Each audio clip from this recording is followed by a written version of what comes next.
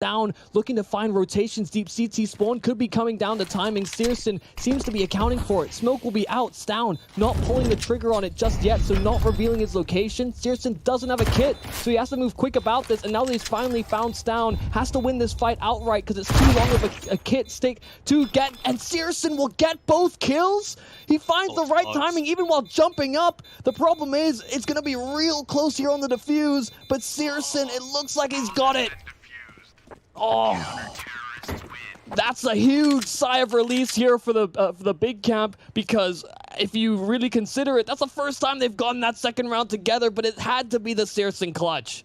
Oh my goodness, a great clutch. Really, we saw the B defenders having a tough time, even out in CT spawn. It started off so well from Tabson, and then him and Gade just get overwhelmed completely.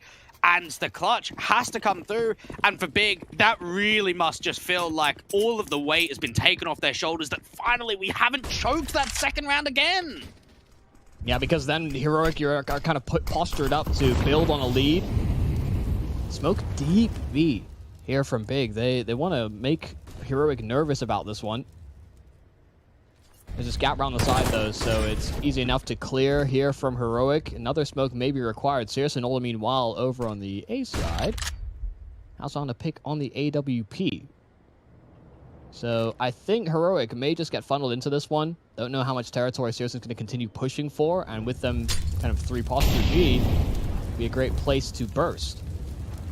There is that one player of Tizian that's defending B without any head Kevlar, so that back 10 or Khalil can just run wild. Keto with a great timing on the swing, and Heroic is struggling with the picks. We saw that opening AWP pick out onto A, and there's so many defenders on this B side. I don't know if Heroic just continue to commit. And once again, they slow down, and Stown's actually found and put one to Pound Town.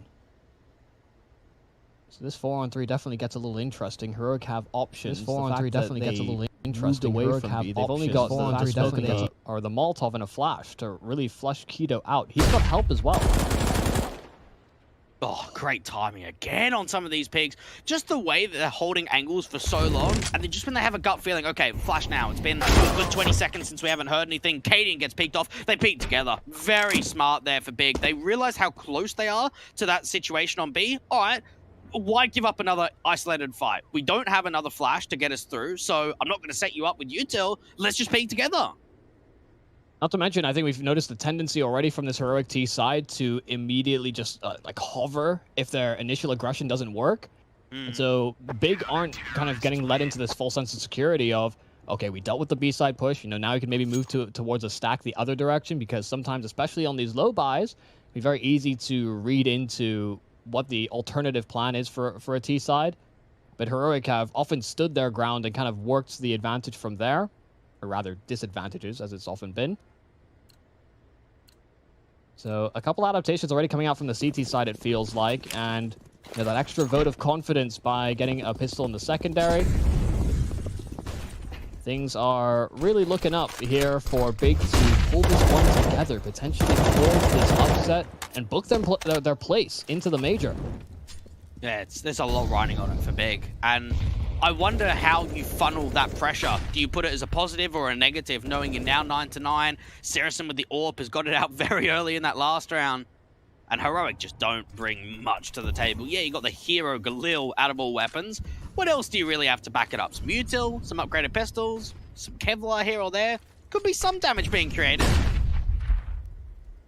Oh, if these counter flashes are going to keep blinding as many Heroic players as they have been, then do worry about their ability to scale. Smokes will be met on this A bomb site. They're trying to get in with these pistols. They are full flash. Big can get run down, but the tech, as the bomb drops right at his feet, Tabson around the corner with him, and they double swung into those fights. They know Gade is still here, though, and he has that bomb control. Heroic need to be able to get this one back into their favor. Soon all those smokes will fade, but they're just not getting the kills. Gade gets out of there because he knows that that's a great opportunity for Heroic for an isolated fight. This is Clowny. They can't get anything going. All those smokes fade, and nothing going well for Heroic. Mate, I was just going to praise Sirison for the patience of not peeking up from Orange. It takes him so long to peek. They're all waiting for that fight, aren't they? And then eventually he peeks up, catches one. They've got themselves a 4v2, and notice Sirison just gets on top of Orange and just starts walking forward. And he goes, actually, this might be a little bit more difficult than I thought. Let's run away again. Let's just get back into safety. And for tabseN, he stayed alive at the back of yellow, that banger position, for so long, right? Yeah, I can't believe like him and Gade were just constantly just pressurizing the heroic side, because they wanted to just get that bomb planted and force retakes, but yeah, we get step one down. Heroic are gonna have to dig deep. They are not having an easy time at all in the second half, and it feels like finally we've actually seen what big can be like, pressing from the front in a half. Because you have a look at map one, half one, half two, back foot. First half of Vertigo, again, same response, winning pistol, then losing 5 rounds in a row. Now we're starting to see some comfortability. We're seeing money start to grow. We've got an AK down onto Keto, already an opening man advantage. Yes, they've given up that map control to ramp. There's a lot going for Big here. Yeah, big part is that utility and the ability to afford it. So often round breaks do cause you to run a little light on the belt. And I love that Big aren't just sitting into the site. Sometimes I think I've been critical. You know, they're sometimes too passive. That hasn't been exemplified this series. Constantly moving in for more information. Sirison in at the sandbags now. Problem is that the rest of Heroic could set themselves up for a very quick burst. Sirison needs to perform in at these sandbags. It's so hard to get more than just one. Oh, is he done now? I mean, he can put the smoke down for a molly. No mollies. Which they don't have any. So here, tabseN can just peek on the contact. There's so much attention being drawn out from the sandbag, and Sirison with the AWP is going to peek up. That's very eager, trying to see if he can create something, and the B player has been dealt with. That's Tizian completely now disappearing on the side, and Stow may even deal with the rotate. Keto is so low. This could be an easy kill. Might be right, actually. No, it's going to go down just in time, I think. Oh my goodness, tabseN gets a couple of kills. Now that's going to be it. That's the bomb getting dropped. So many back and forth emotions in that round. Oh, thought for a moment that Tessus could have got hunted after time. It didn't happen. I'm pretty sure, Yuumi, that bomb just had time to go down. Just narrowly. But tabseN had a couple of kills, right? And he dropped it. Yeah. Oh, man. And you could see exactly what Heroic's thought process was there. They dealt with that B-side player. You know, they get that.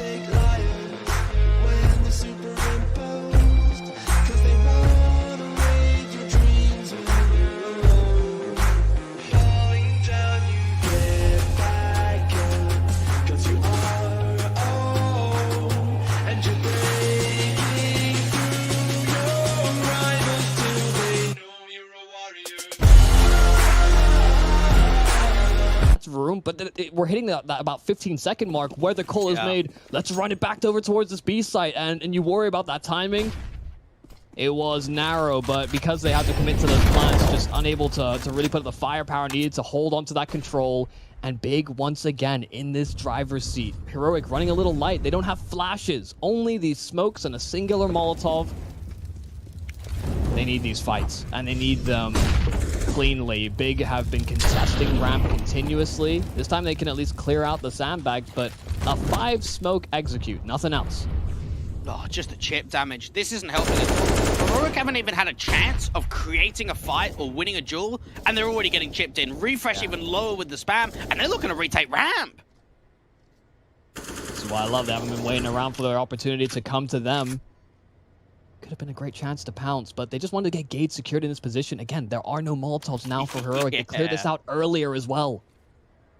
Do they expect 2 rounds in a row? That's the whole idea of they've done it once and they're going to do it again. And the tabs are just continuous spam, trying to see if they can get another kick forward. Wide swing out from the early entrance, does get a 1-for-1 trade for Tessas. Oh, they've got to check sandbags.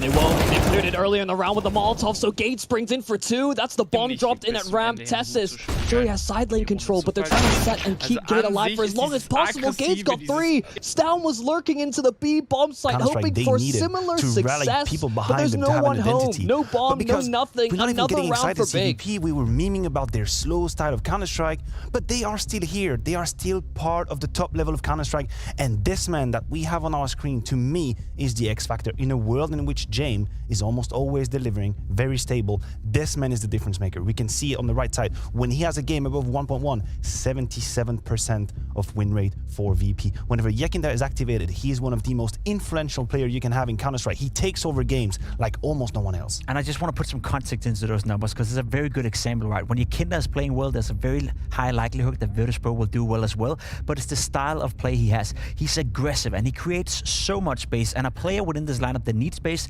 would be James. We do meme him, right? He's a very defensive style AWP player. He likes to save once in a while, doesn't take too many risks. Without Yekinda, there's not enough space created for James to really fulfill himself, but when Yekinda is playing well, when he's finding the opening kills, all of a sudden James comes in this second wave, and that's why he's so dangerous. When it's a 3 versus 3, when the bomb has been planted after Yekinda opening up the bomb sites, that is where James comes into play. So without Yekinda playing well, you don't get to see the best of James either. That is why he's so vital for this lineup. Well, speak of the devil, we do have some time to check in with Yekinda, as he had a few words with Banks before this match. Let's talk about your development as a player, because you, and for me, you're the star of this team, right? You've been able to have some great performances since coming into the roster, but we've also seen Virtus.pro as a whole kind of stagnant a bit, right? The EPL result certainly wasn't something you guys would be happy about, but you've made it to the major, you've made this goal. Where do you see yourself now, though, as a player compared to when you first joined VP? I mean, obviously, I improved. I feel that I am playing better than I used to play before joining VP, obviously, and I think there are a lot of factors that actually mattered in that case. First factor is obviously the games are the bigger the tournaments, the bigger the opponents, the harder the opponents. Obviously, you improve a lot faster playing against more experience, and you gain more experience, you know. The other point that I would say is probably having more experienced players around me in my team that helped me develop as a player.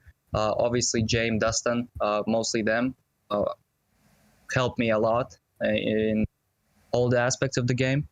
And I just feel good. I feel good I qualified for the major. I feel good that I'm seeing myself improving, and I think improvement is the most important thing. After, of course, having pleasure by playing, and that is what I always have. Yekinda still looking to be improving as we head towards a major, and hopefully for them heading towards a spot at the Royal Arena. But we do need to get into our picks and bans for this series. Maniac, I'm going to throw it over to you and see what you're thinking for this one. There's a scenario that is quite clear-cut, but there could be deviations. I think Dust 2 and Nuke should be removed quite fast. That would be Movistar Riders, and that would be VP, obviously. Now, when it comes to pick, Movistar Riders have the chance to pick Ancient here. Yeah. It's a map that VP have played only once, not a great result on it. That would be a great punish, but it doesn't always work. We had the Pain OG scenario, so I guess Ancient is right for the taking, but they change. They go for Vertigo. That, as I said, is a step outside of what I thought would be the direction. Now, Mirage for VP is a great map. It is not a good win rate, and by not a good rate, I mean 0% on the side of Movistar Riders, not too great. So that's a great punish for VP. It's a good map they're on. For the third map, it's all up in the air. I think Ancient is going to get removed by VP. I would be surprised to see them float it. Actually, that's the choice they have right now. Do they leave Ancient open? But I don't see a reason they would. I think that's the moment they just put it aside and play on the 7th map. That would be a big gamble if they were to put this one into Ancient. I don't believe that either, to be fair. I really do love the vertical pick, and there we go. We do get Inferno as the third deciding map. The classic third deciding map. I think that vertical pick is very interesting because, yes, the statistics from Movistar, it's only 67% run the last 3 months, but out of the last 10 games they played, they won 9 of those games. They're on a streak right now, beating some of the best teams out there when it comes to vertigo. I say that with a grain of salt as well. Copenhagen Flames, they beat on vertigo, and Copenhagen Flames is by many considered, at least when it comes to practice and you know, the behind the curtain scene, to be one of the better vertigo teams out there. G2, of course, yes, not a good vertigo team, but they beat them quite convincingly as well in that matchup. So when it comes to vertigo, I think Movistar Riders are feeling fairly comfortable. So as a veto for them, they should be quite happy. And you were coming into this, Maniac, saying, you know, for Movistar Riders at least, their picks, they have this such telltale sign of winning these picks as well. So Yes. I feel like with that vertigo pick coming forward, are you looking hopeful for them? Is there anything you're particularly looking forward to seeing from Movistar? Well, I'm gonna say the same thing I said in the pre-show. The fact that they can guarantee a map win in their map pick and push it to a third is the key win, is the formula for Movistar Riders in this game. I would struggle to see them take Mirage. I think VP is a much better team, but if you can take Vertigo, at least you give yourself a chance to go on Inferno at the end. Well, with the map cemented, I think it's time to get the savagery of the showdown started. The guns are out and one team will be torn limb from limb as tournament life is on the line. Maui and Anders are ready to deliver all the heat as Vertigo is coming your way.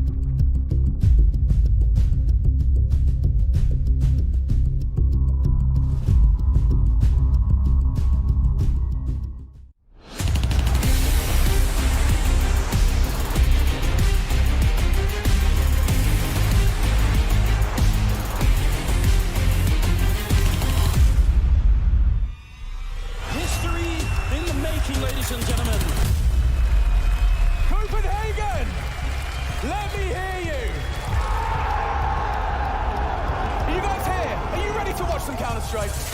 They're right in front, defusing the bomb. The smoke. Taking charge, falling back. What a match between these teams. Nami, finish like this? You are kidding me. It's loud. It's insane. I can feel that vibration through the walls, through the floor, through my heart, to the core. Dude, the atmosphere is crazy. Are you ready to get this show on the road? Well, there's what we're fighting for to get into the arena in Copenhagen. Right now, we've got Virtus.pro and Movistar. Movistar? Movistar. I'm never really sure. Movistar. They're going to be fighting to try and get in here. They're a bunch of movie stars. Yeah. Yeah. Possibly. Not actually inappropriate to say that. I think only one. Did Pimp go for them? Pimp went for them. The only person, I think. Yes. There could be somebody else from the other casting duo. Oh, who I won't name. All right. They won't even say their names. The odds are favoring VP. I don't think that's surprising. Did you pick VP to go through this whole bracket? Yes, I have VP to win it all. That's wild. Yeah. VP have a knack for peaking at the right times. They know when it's worth their time. And when they think that, I have seen them put in more hours than basically every team here. So I have seen the 120 hours in the past 2 weeks on multiple players on their team. So they know when to peak. They know what that means and what it takes. And that's kind of in a way how they made it to the Berlin Major finals last time around. So you've picked on time spent in the game. That's your vector for figuring this out? It's assumed time spent in the game, too. Assumed time. Because I think they actually made their profiles private. Oh, no. Yeah. All right. But you think now is the time for it? It would be a good time to peak. Yes. Qualifying for this right before the major. Yeah, not a bad time at all. We're going to start out right on Vertigo with Movistar on the T side, Virtus.pro on the CT side. A little bit of a almost trying to catch a player at that corner, but they didn't commit to it. And I'm kind of happy to see that. Although Alex, I say that, he is fully committed. Mopo's going to be taking out one. Alex with a follow-up kill on Sanji, and Deaths will take down Kickard. So this is starting out incredibly well for the T side. James is running out of bullets, and he will be shut down. What a flawless victory here at the A-bomb side. That was incredibly quick. Running up the short side, we see that VP tried to push towards the ramp. Doesn't quite work out for them. Buster left in the 1-on-5. And Vertigo, a great pick for Movistar. It's a map that they generally rely on. It's a comfort for them. And it's a map that has done them well lately. There's no reason they shouldn't be going for this. But VP, they're not a team that is shy playing this. Buster, he will be hunted down now after the gush comes out. And Alex takes him down. 2 from Mopos, 2 from Alex. And Movistar, right. They play a style now that's a lot more team dependent. If people have been really following the Movistar trajectory, they were a little too reliant on Mopos back in the day. And now it feels like they're actually playing Team Counter-Strike, and they too are a team that is peaking at the right time, qualifying for the major. Certainly a dark horse in this side of the bracket, aren't they? If they can make it through, that would be really, really impressive. Probably outshined by names like Liquid and OG and all the rest of them, G2 out there. So, yeah, maybe they can fly under the radar. That might even be an advantage at this point in time if people just aren't going to be paying attention. We'll find out. A couple of Mac 10s, an AK and a Galil on the side of... We agreed on Davigi, right? Davigi. Believe that's how it's done. Movos coming into it with, well, an attempted run-in. It's only a Mac 10 that they surrender. And I don't know if they realized how many people were there, but they certainly seem very careful right now. They're going to be trying to fall back. So, giving over Mac 10, is that a big deal, do you think? Is that going to be fine? Shouldn't be. They still have a smoke. They can slow down this retake. Maybe the Mac 10 can collect a frag. Get some extra cash on the board. VP. Oh, that timing right there. Almost not working out for Sunpayas. But either way, yeah, this is going to be pretty clean for the Movistar side. No investment from VP, though. So they'll be buying into the next, or so they could. Now, you don't just think VP could win. You actually like their style. I am one of the few. I have it's heard. It's a rare taste in Virtus.pro play. I like diversity. What is it that you like about him? Because I'll tell you, the thing that annoys me is how slow they... I actually don't doubt the efficiency in their play. I just think it's so slow. It is slow, and it's weird sometimes. Sometimes they'll get 2 picks onto a bomb site and walk away from it, and there's no one even there, and they look so ridiculous. But yeah, we can talk more about that later. First gun round here for VP. Jame with the A1S, and he's supported by Sanji, who, in a rare instance, has a rifle, and he gets a 3-piece with him. It's very well done, just hiding by the sandbags. I actually kind of like that from Movistar, the idea of trying to be that quick in the middle, because sometimes the middle is really overlooked on this map on the T side. People don't really go for it. So doing that in the first rifle round and just trying to get in there and bully them away. Unfortunately, there was a double setup waiting for them and it just got completely shut down. But I think the idea of the call is still kind of interesting. Deaths is now on his own. Could still do some great damage in this round with the AK. If he could find some kind of a battle here, that would still be quite helpful. But it's a really good start for VP nonetheless. He's taking his time. He really wishes that they would come look for him. VP don't strike me like the sort of team that would make that mistake, though, a lot of the time. I mean, we just said it. They're kind of slow. They're kind of careful. Probably not going to give you a lot of random fights here. Oh, wow, deaths. He's making a case for himself here. Yeah, in a big way. And I think, yep, James is just a little bit too far away. He fakes it once. He almost could have had Sanji there. He's going to go for it. Still has about 30 seconds, so he actually can spend this time. Especially because he could just go to the A-bomb site, and that would throw James really off. Sanji is thinking about it. He's not quite sure. He's actually looking the right way. Death's walking into it. He's got all the help in the world, but it doesn't matter. Sanji will take him down, and what a round from him. What is that, a quad kill at the end of it? Did he get all of them? Sanji got 4. Yeah, right. Buster found that, I think, one of the openers in this one. But yeah, like you said, great early mid-hold, but Deaths makes that very scary for VP. I mean, Sanji was tagged down to 8 HP there. That could have easily been a 1v1 victory for Deaths, and then anything's possible. But VP will survive. Either way, Movistar will get the op on a Sun Payas, his signature weapon, and he has been the top performer for Movistar in the last few months. Hard to see anything through that scope with all the smoke down on the ramp, so that does put a limit to the efficacy of it. But it's also kind of par for the course if you're playing on this A ramp, isn't it? Yes. You see that Alex is boosted over. He has some eyes towards the top. VP just going for the re-smoke. They will go for the contest now. Ooh, Sanji recognizes that there's a gap in the smoke, and he doesn't want to keep playing with that. The Kinder shows a toe, and Alex reveals that they had assembled the boost. Flash in hand there from, or maybe just, I'm not sure. Davi G coming up with a good kill, taking down Kicker. Yukinda is back, and the flash comes in from James. So it was a flash that he was holding there. Good double kill for Yukinda, but still a 3-on-3. 50 seconds on the clock. Deaths walking in to check out the middle. Going to be up against that Famasa on the other side. Could be a pretty favorable fight. I mean, probably still should have been, but Buster is so quick with the headshot. Buster looking incredibly sharp, but Movistar are speeding up towards B. They throw a right side generator smoke. That'll allow them safe passage onto the site. Mopo's getting aggressive into it, though. Oh, he's going to push right in. Oh, he can find a one-way. Takes down Sanji. That's a big kill to find. Now the situation is evened up. Great playmaking ability there on Mopo's. That's hard to do, and he's going to find another kill the exact same way. James, did he not see it? He surely would have. It looked like that was just going to be there, but they don't know that he's there. No he doesn't way. fire the gun. He's waiting for it. Goes back to check. He sees one. He spins around, and what a play for James. The trigger discipline and the absolute brilliance of that play. People get frustrated with the patience of James, but it pays off right there. That is